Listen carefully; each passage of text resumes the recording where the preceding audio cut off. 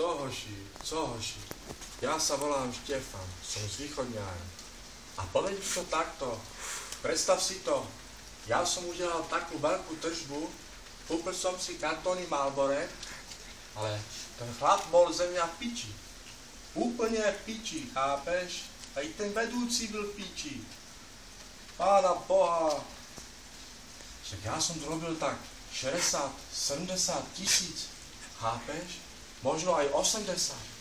Ja som nakúpil kartóny Marlboro a ten frajer mi řekl, že som veľký fanúšek Marlboro červených a že som si kúpil moc veľkú kartonu a poviem ti to takto, zdarma som dostal len túto cedulu. Podzývaj Ty sa. pičo? To si ešte nevidel, co? To som ja, ten Štefan z Východňáru, chápeš? To je co, hoši? Co, hoši? Ja som do Slovenska, chápeš? Podzývaj sa. 80 tisíc kartóny Marlboro som si kúpil. A čo ma to zaujíma? Dali mi ju, chápeš?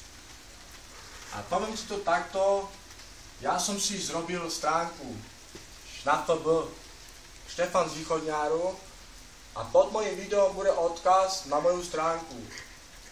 A poviem ti to takto, chápeš, že keď dáš like, tak môžeš komentovať, môžeš tam písať a uvidíš moje novinky, chápeš? A potom, pána Boha, však ja som zapomnel, nehnevajte sa, ale volalo mi nejaké štúdio, mám kšefty a nechcú, aby mi utekli peniaze, chápeš? Tak sa potom uvidíme. Ja musím ísť. Dobre, maj sa. Víš, maj sa.